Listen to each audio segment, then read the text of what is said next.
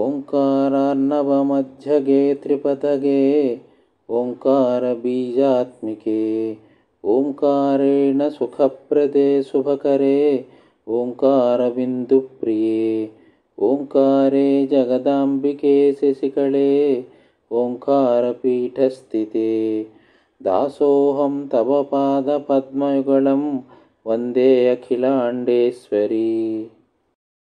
ह्रीङ्कारार्णवमध्यनिलये ह्रीङ्कारवर्णात्मिके ह्रीङ्काराब्धिसुचारुचान्द्रकधरे ह्रीङ्कारनादप्रिये ह्रीङ्कारे त्रिपुरेश्वरी सुचरित्रे ह्रीङ्कारपीठस्थिते दासोऽहं तव पादपद्मयुगलं वन्दे अखिलाण्डेश्वरी। श्रीचक्राङ्कृतभूषणोज्ज्वलमुखे श्रीराजराजेश्वरी श्रीकण्ठार्धशरीरभागनिलये श्रीजम्बुनाथप्रिये श्रीकान्तस्य सहोदरे सुमनसे श्रीबिन्दुपीठप्रिये दासोऽहं तव पादपद्मयुगलं वन्दे अखिलाण्डेश्वरी। कस्तूरी तिलकोज्ज्वले कलिहरे क्लीङ्कारबीजात्मिके कल्याणी जगदीश्वरी भगवती कादम्बवासप्रिये कामाक्षी सकलेश्वरी शुभकरे क्लीङ्कारपीठस्थिते दासोऽहं तव पादपद्मयुगलं वन्दे अखिलाण्डेश्वरी। नादे नारदतुम्बुरादिविनुते नारायणी मङ्गले नानालङ्कृतहारनूपुरधरे नासामणिभासुरे नानाभक्तसुपूज्यपादकमले नागारी मध्यस्थले दासोऽहं तव पादपद्मयुगलं वन्दे अखिलाण्डेश्वरी।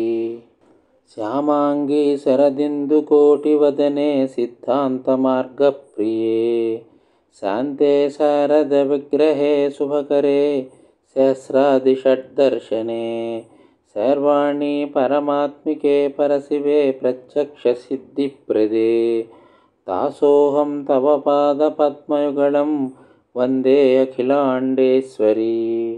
माङ्गल्ये मधुरप्रिये मधुमती माङ्गल्यसूत्रोज्ज्वले माहात्म्यश्रवणे सुते सुतमयी माहेश्वरी चिन्मयी मान्ध्रातृमुखादिपूजितपदे मन्त्रार्थसिद्धिप्रदे दासोऽहं तव पादपद्मयुगलं वन्दे अखिलाण्डेश्वरी।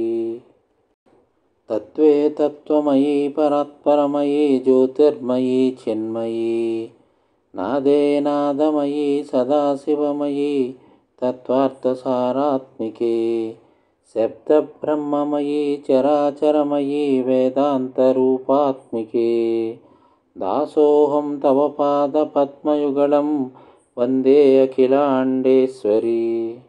कदम्बवृक्षमूले त्वं वासिनी शुभधारिणी धराधरसुते देवी मङ्गलं कुरु शङ्करी ध्यात्वां त्वां देवी दशकं ये पठन्ति भृगोर्धिने तेषां च धनमायुष्य आरोग्यं पुत्रसम्पदः।